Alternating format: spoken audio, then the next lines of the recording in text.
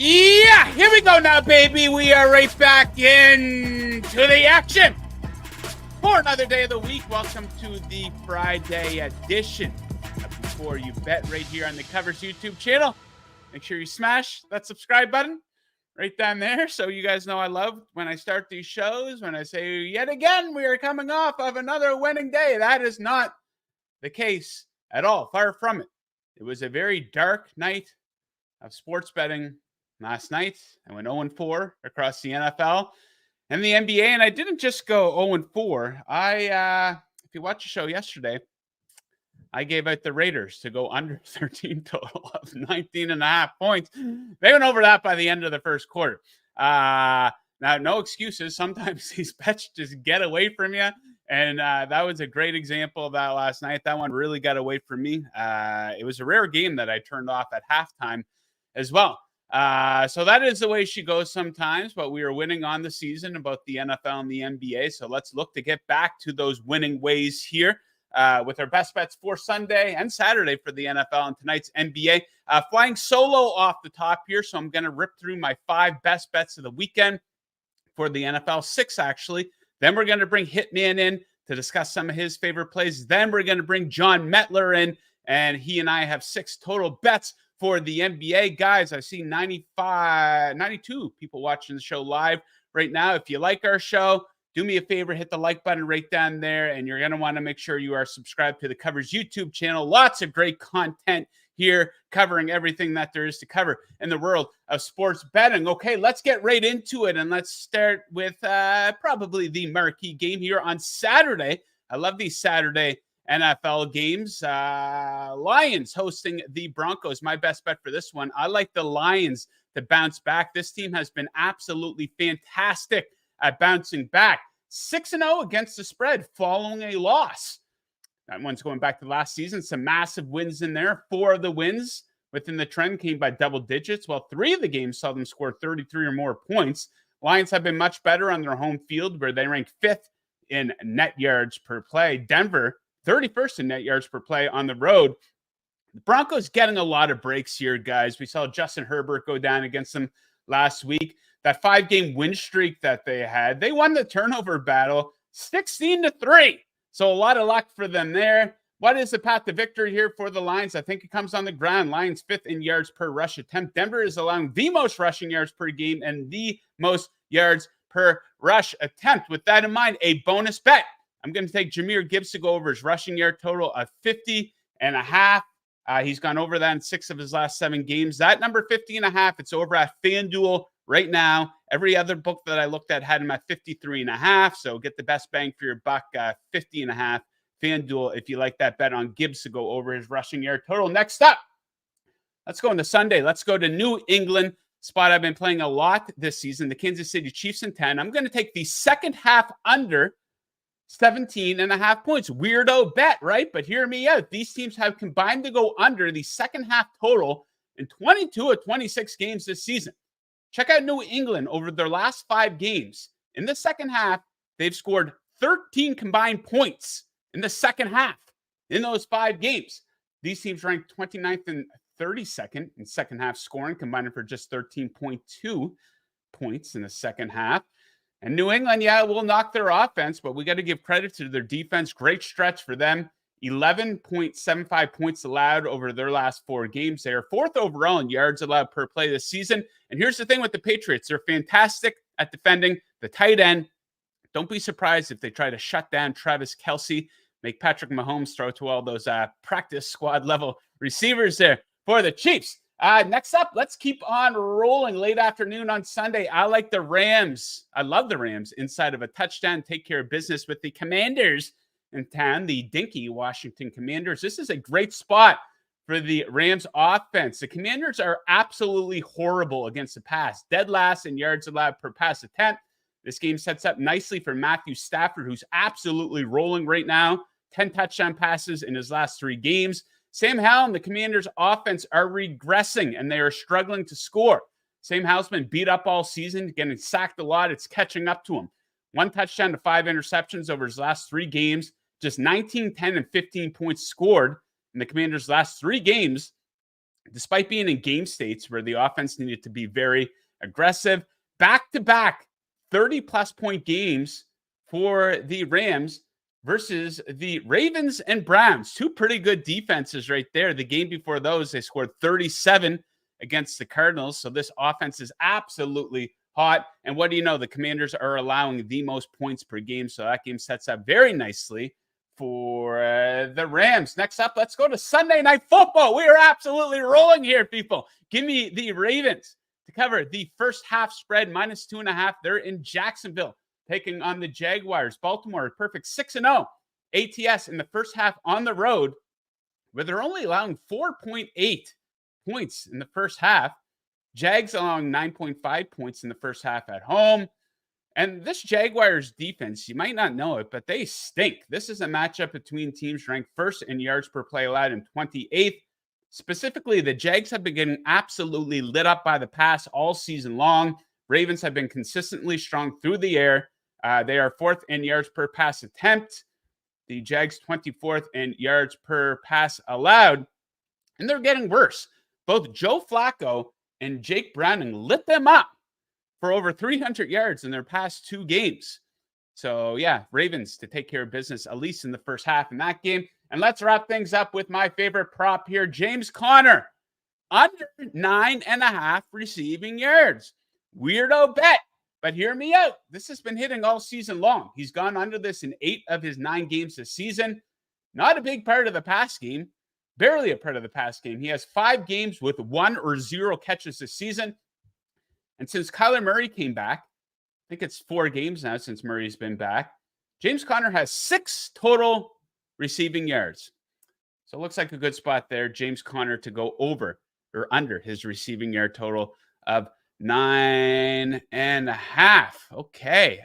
Very active live chat right now. If you're in the live chat, guys, let us know what your best bets are for the weekend or tonight in the NBA or tomorrow's college bowl games get kicked off as well. So let us know what you like, or big UFC tomorrow as well. So let us know what you like there. I'm going to grab a quick sip of water. Then we are going to go to my guest here.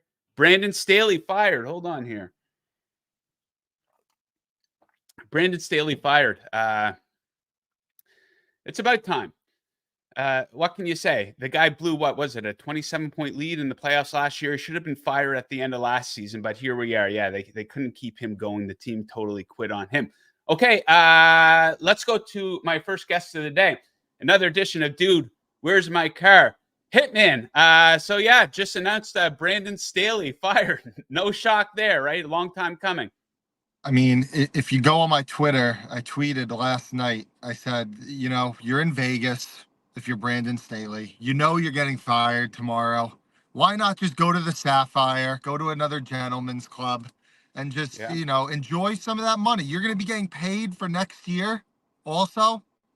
Now that you got fired, just enjoy yourself. But I did say, don't pay with credit card at one of these spots. Not a good idea. Learned from some experience.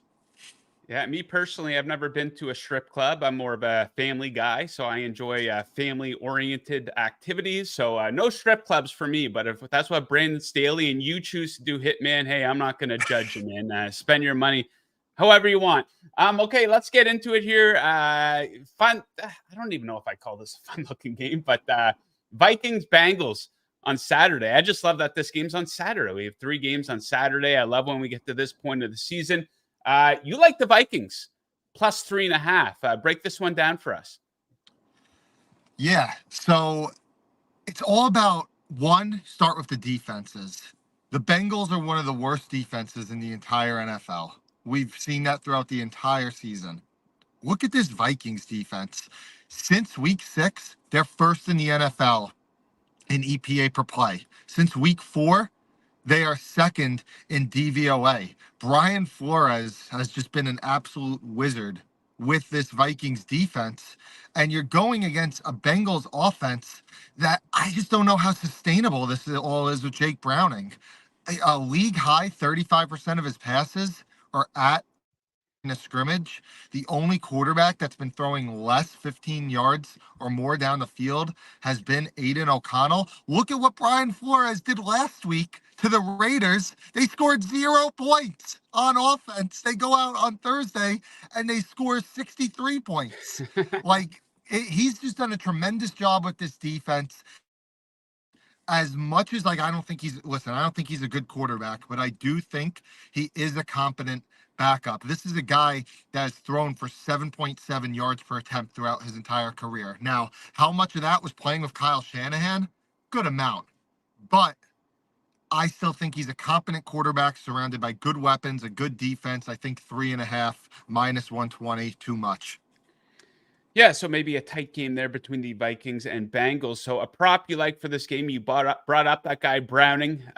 You're fading his passing yard total. Tell us why. A lot of what I just said about this Vikings game applies to Jake Browning. I mentioned that 35% of his passes league high are at or behind the line of scrimmage. It's just not a totally sustainable way to put up 240 plus passing yards when you're throwing that short of the sticks. It's a really tough matchup. As I said, this Vikings defense has been great for about the last 2 months of the season. Look no further than last week. Aiden O'Connell couldn't even get first downs in the second half against this defense. And you look at Jake Browning, his line last week, it closed 230 against the Colts. That's the worst pass defense in the league, arguably, or one of the bottom 3 pass defenses in the league. The only reason Browning got there was 100 plus yards in screens where Joe Mixon breaks one, Chase Brown breaks one. I don't know if they're going to be able to do that against this Vikings defense. So I think he's just a little bit inflated off of the past few weeks in a tough matchup.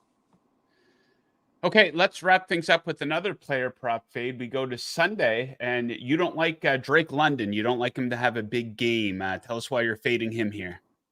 Yeah, so Joe, it's crazy to even think about this, but the Panthers, the league worst Carolina Panthers, have been one of the best pass defenses in the league recently. And a lot of that is because they don't face much volume.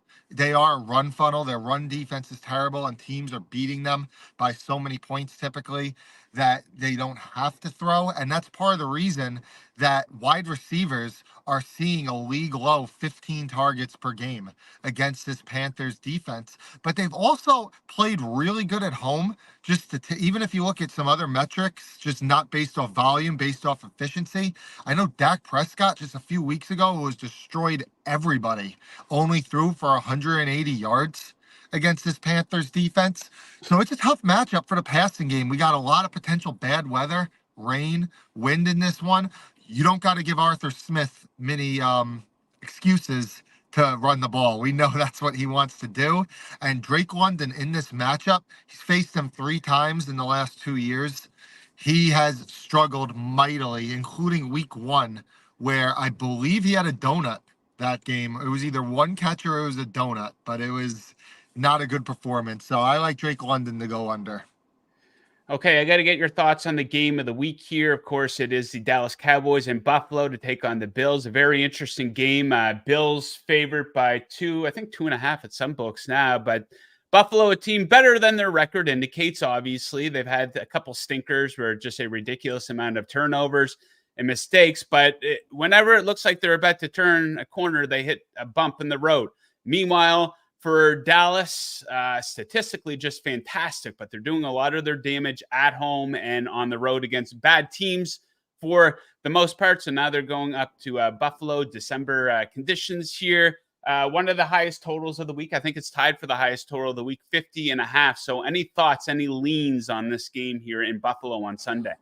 I haven't bet anything yet with this game, but here's just some general thoughts. One, I've been monitoring the weather, specifically the wind. There's a chance that we do get some cold temperatures, which aren't that big of a deal, but there's a chance that we do get some winds in this game. It's up in the air how bad it ends up being, but it's something definitely to monitor. So that was one thought. And then my second thought with the game is, if you like situational spots, you're probably going to lean toward. Dallas is coming off probably the biggest win of the McCarthy era, at least in the regular season. And you Yeah. have Buffalo. I know the game means something to Dallas playing for the division, but Buffalo, they're playing for their playoff lives. So maybe it means a little bit more. You have a dome team going outside. But then if you look at power ratings, like home field's only worth 1.5, 2 points. The line's at 2. I mean, Dallas is the better team in like power ratings, like pretty universally. I'm not on an island saying that. Yeah. So I think that there's some power rating value with Dallas. Maybe end up looking at them in a teaser, but that's just some general thoughts on it. Okay, so speaking of teasers, I used to be known for being a great teaser bettor. I think it was like 2 seasons ago. I had a great record. I went 22-5 or something like that. But I've gone skunked like 3 weeks in a row. Of course, I had the Green Bay Packers on Monday night, thinking they're going to seal the deal for me. Next thing you know, Tommy DeVito is going down the field, a game-winning field goal. He sets up. So if you needed to pick one, or if you want to pair it with something, any suggestions for a teaser leg or two here this weekend? You know me, Joe. I'm always looking at the Wong teasers. That's what I play. I can't even remember the last time I played a non-Wong, which is with the Wongs, you're playing 1.5 to 2.5, getting that up to 7.5 to 8.5, and or you're teasing down from 8.5 to 7.5 down to 2.5 to 1.5, or 7 to 1. You could do as well. There's 3 games that qualify this week. It's the Dallas game, it is the Steelers, and it is Kansas City. I like all 3. I don't hate maybe doing a 3-teamer on that, and you're getting that plus 150, plus 160 payout. If you force me into 2 right now, I'll go with Dallas because I think that they do have some power rating value. I'm pretty confident they are the better team than Buffalo, although it is close. And, I'm a sucker for Patrick Mahomes under a field goal, Joe. I'm a big sucker for that. So maybe I would look at Kansas City if I was going to choose the second leg right now. But I will have exposure to teasers. I'll potentially have exposure to all 3 that I mentioned. Yeah, Mahomes typically pretty good off of a loss here too. So I wouldn't be surprised to see them bounce back and at least win that game. All right. Okay, Hitman, we'll let you get back on the road. Stay out of those strip clubs, though. The Bada Bing there in New Jersey, maybe a favorite spot of yours from the past, but save your money, man. Spend the money on something else. Listen, I only went once. It was to the Sapphire in Vegas for my bachelor party, and it almost ended my future marriage. So everybody, it's not worth it. Yeah. But if you do go, no credit card. Yeah, wise words from our guy. Come prepared with a cash and an amount you're prepared to spend. All right, so some betting tips and some strip club tips there from our guy Hitman. Best of luck with those bets, and we'll catch you again next week. Thank you, Joe. Yes, sir. All right, moving right along here. A little bit of a quicker show here today. I love the Friday show. Great way to wrap up the week. Let's wrap up the show with NBA. And we bring in our guy, Jon Metler. Jon, it won't take a whole lot of work for us to do better than we did yesterday. Now, we know everyone calls us the sweep boys.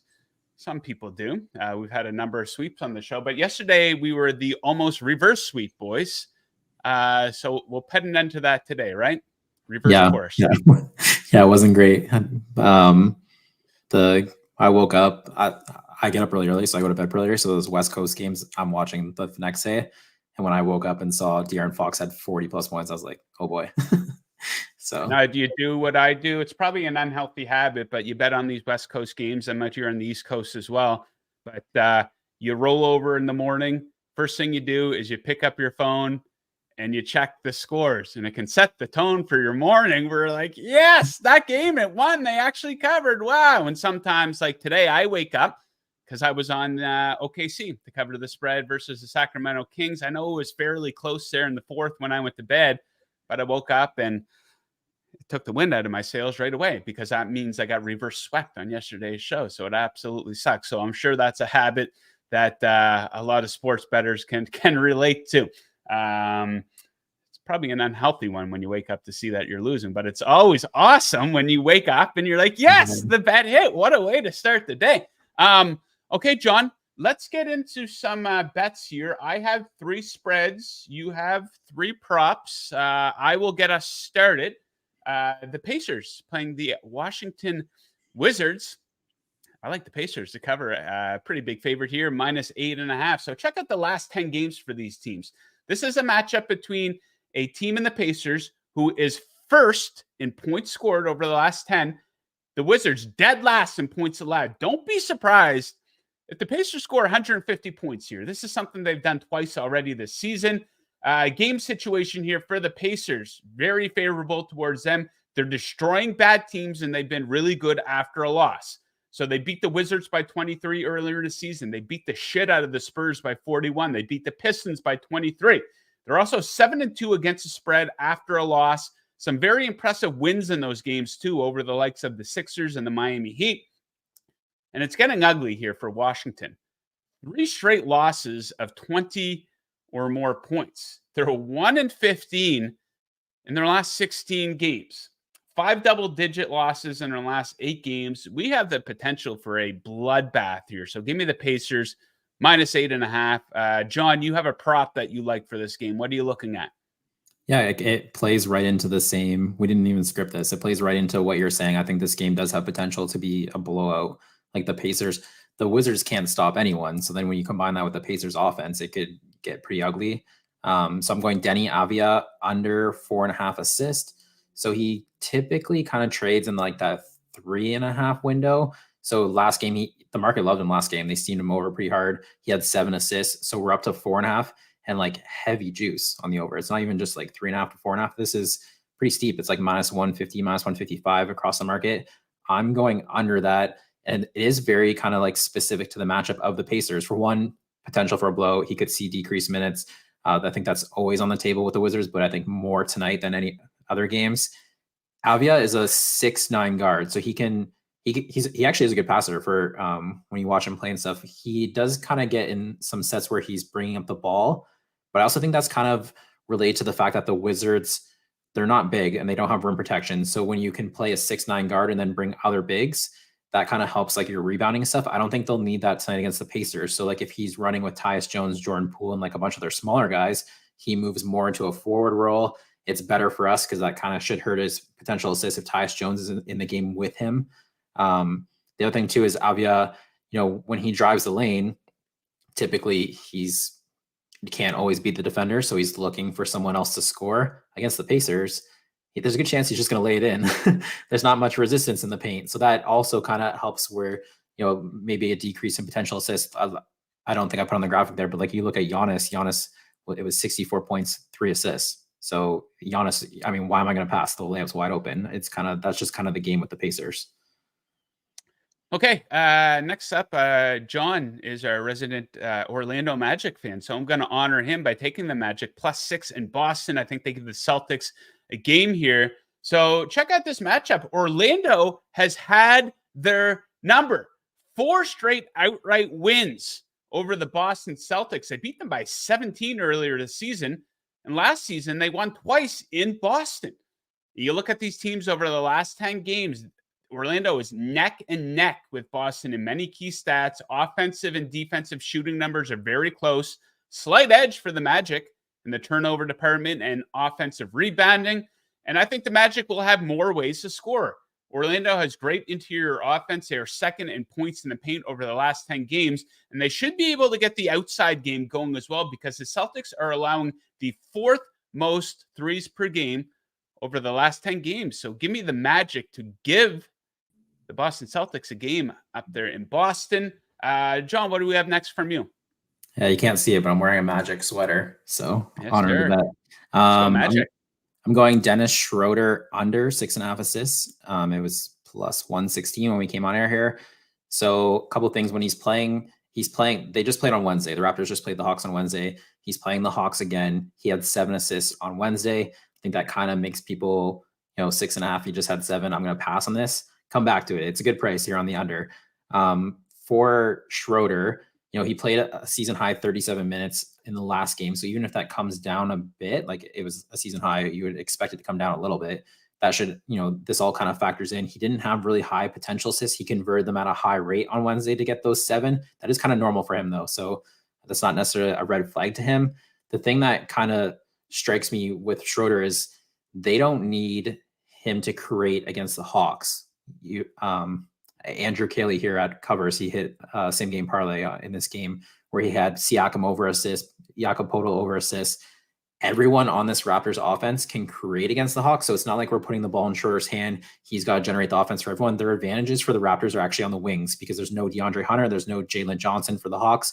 So you're looking at, Scotty Barnes, Pascal Siakam. That's who they're going to want to run the offense through. That's the points they're going to be looking to attack on this Hawks offense. So if that ball comes out of Schroeder's hand, goes into the wings, I think that's kind of the angle that's the angle I'm attacking here. Is I don't think they are going to rely on Schroeder specifically for this game to get the assist to run the offense and stuff. I think you're going to see it's going to be more spread out. I think 4 or 5 Raptors players went over their assist total against the Hawks last game, so it's going to be more spread out.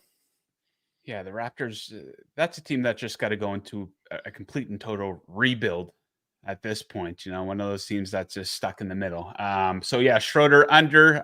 My final pick of the show.